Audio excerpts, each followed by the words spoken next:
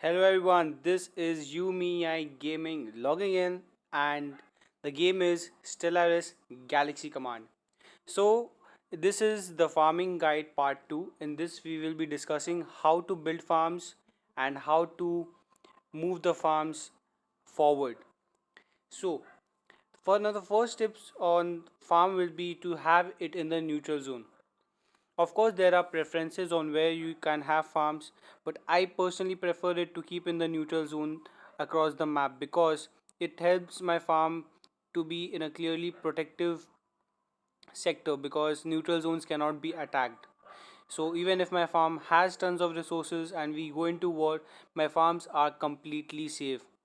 Of course, you can place your farms in the system just next to your main account as well. That will help you save a lot of trade tax and caravan loss. But personally, I feel that I can manage the caravan loss compared to my farms getting robbed when I'm sleeping. And for the trade tax, I just see that all the trade is going to my alliance funds, so it doesn't matter to me much. How we can find the neutral zones? Go to your map, and as we have discussed earlier as well, you can find all the neutral zones on the edges of the black hole we see right here: UNE, ISC, then MCU, VOT, COM. You can take the closest neutral zone you have to your main account. For example, my main account is in this sector where okay, and I got my farms all over here. So it helps me adjust the distance as well. Next thing is, in which sector should you keep your farm accounts? Should it be a gas or should it be a gel? Well, for in my preference, I don't. It doesn't matter to me in which sector I have kept my account because I feel that I can just sell the surplus I make and just recover the losses. And when you have a lot of electric credits in your hand, it does not matter much. For example, I can produce 618 extra gas every day. So, and I got losses of 857 gel, as you can see on the screen right there. I can just sell the extra gas I produce to buy back the gel, and it also helps the economy somewhat.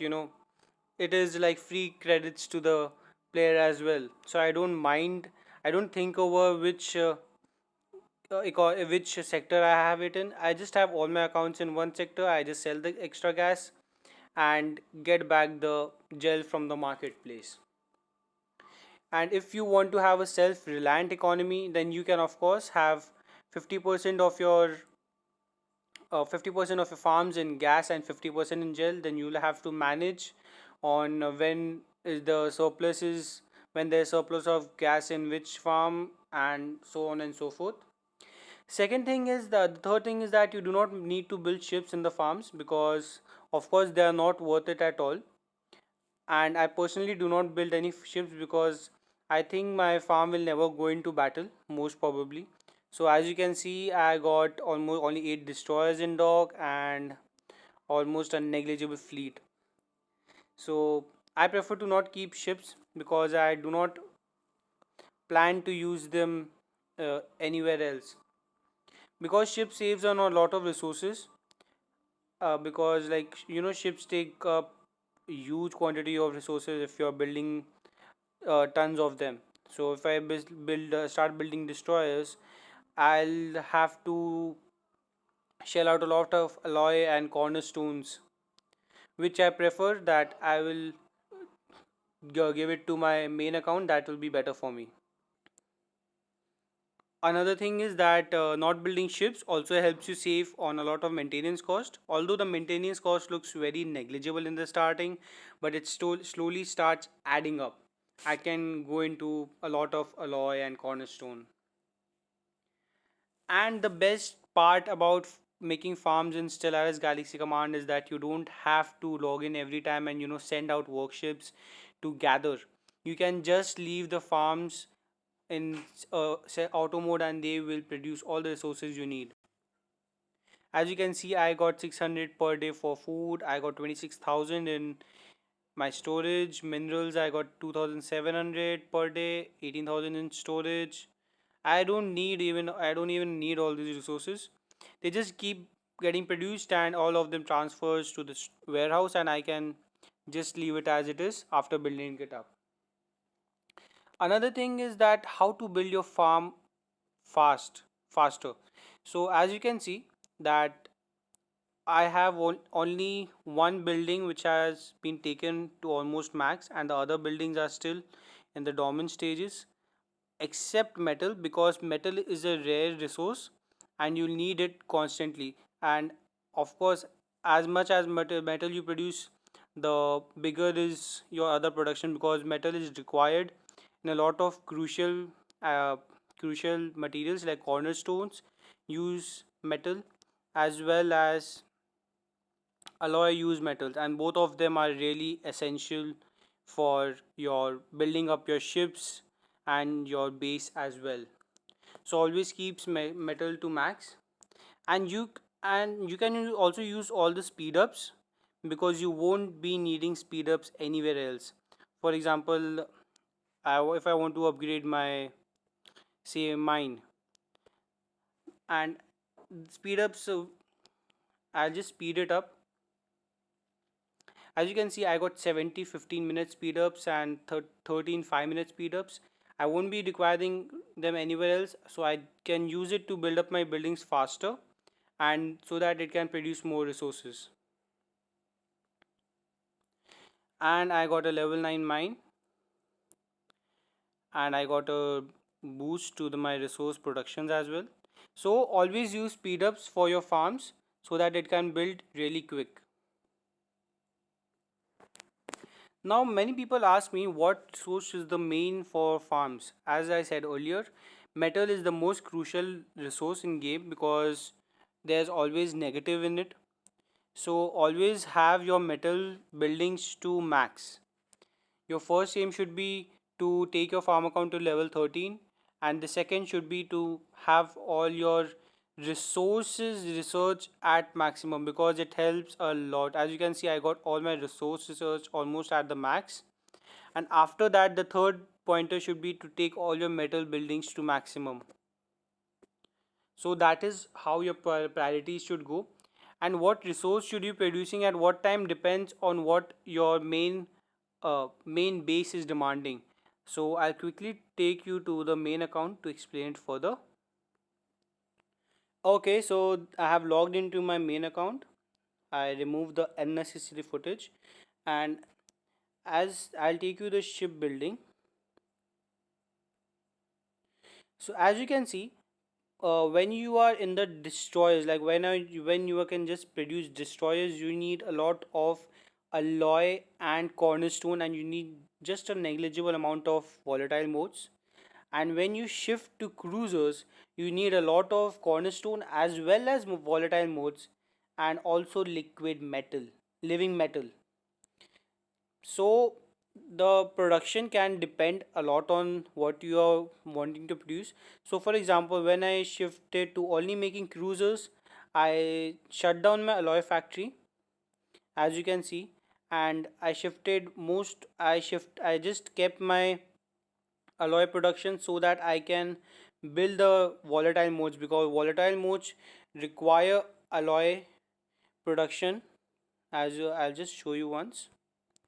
So volatile modes take up alloy, gas and gel to produce, and so volatile modes became one of my primary resource, and I stopped producing alloy altogether, and I just kept it to the bare minimum so that I can produce as much as I want. Second, it also depends on what resource is trading right now. I'll just take you to the market.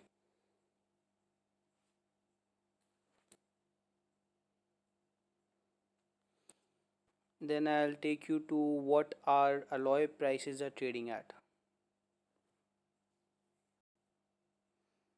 As you can see, our alloy prices right now are trading at 31.53, and our volatile modes are trading at 20 at trading at 23 right now. Well, and it's almost normal price is 30.54. So you can see that there's a lot of demand for alloy, and although alloy is required to produce modes, but still modes are cheaper than alloy. So you get the point. Like for the minimum cost for producing a moat right now, according to the market prices, will be 31 plus 6 plus 6, like 6 is for gas and gel, and the total cost come down to 45, but it is like trading at 31. So you can then rather focus on alloy, and then sell the alloy and just buy the moat. That can be a way of thinking for traders, but I like to be self sufficient, so I do not care about the alloy production. I just focus on producing modes for my main account. So the resource production for the farms depends on your shipbuilding that time, and of course you should always have a decent production of cornerstone, because cornerstone is required in buildings as well as in making ships. Another common problem we face when we are making a new farm and we are just starting the game is that our main requires a lot of cornerstone in the beginning. So if you make farms, you'll get around 2000 cornerstones straight away by completing missions and stuff.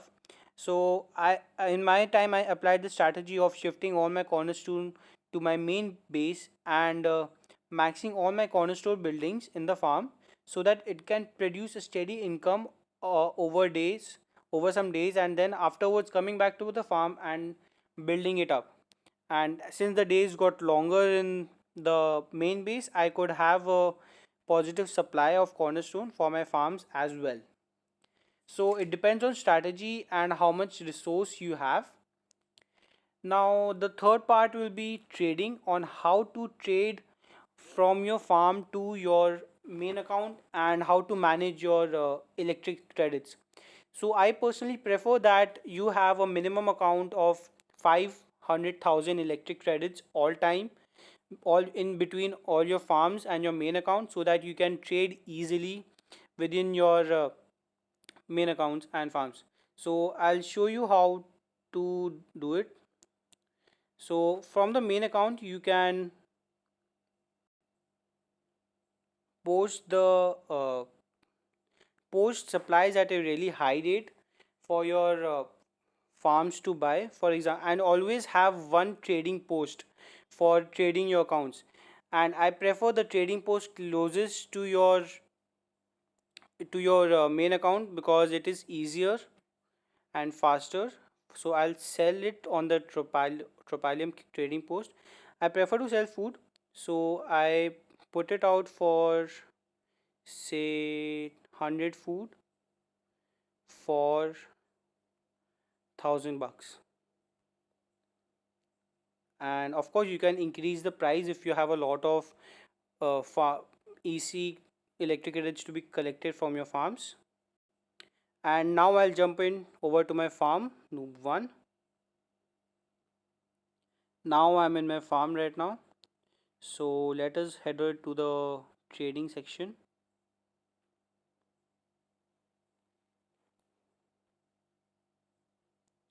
So now I find the trading post in which my main has posted the supplies. So I'll buy, then I'll go for food, and as you can see, Lord Corn is written, so you know who has posted the material. I'll just buy 15.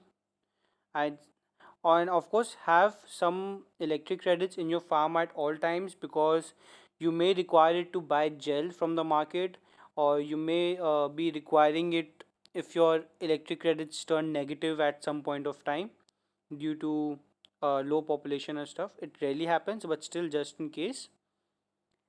And so the credits is transferred to my main account. Now how to post from your farm?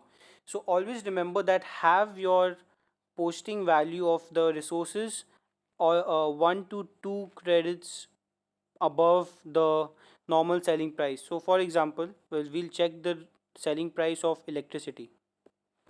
So it is at 1 right now.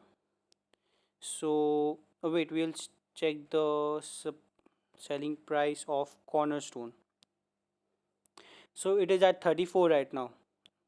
So we can sell in Tropalium, that is the trading post closest to my main account, and we can, I just want 500 for now. Next, and we can say the current trading price was 35, right? So we can post it for 40, and there we go.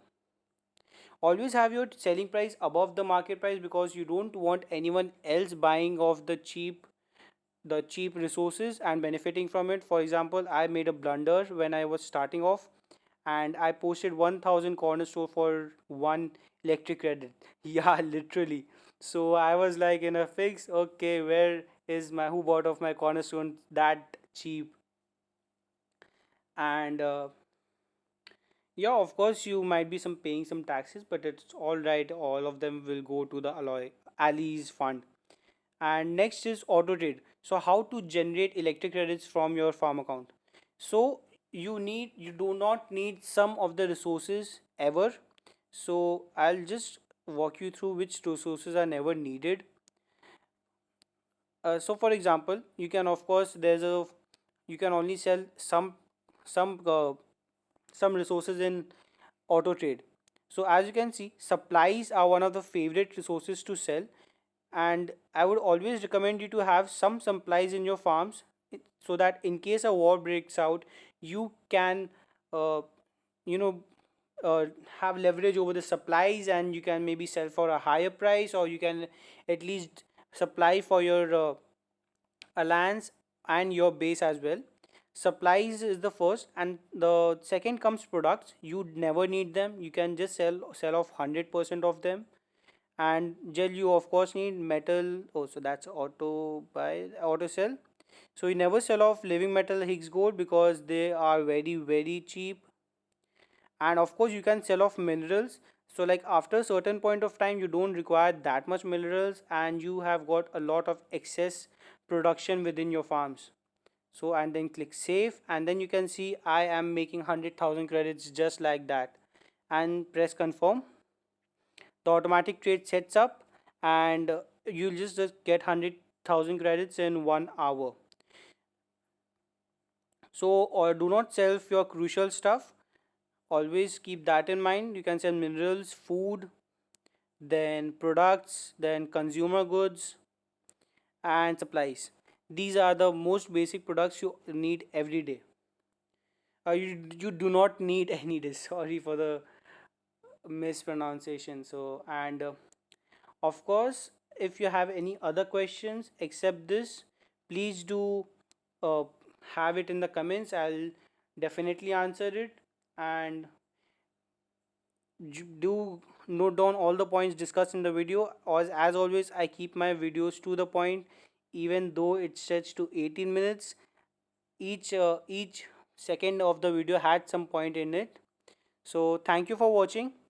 Do like, share, and subscribe to the videos and our channel. And please do join our Discord community. It is developing really quickly, and we hope to have some events running soon. And thank you for watching.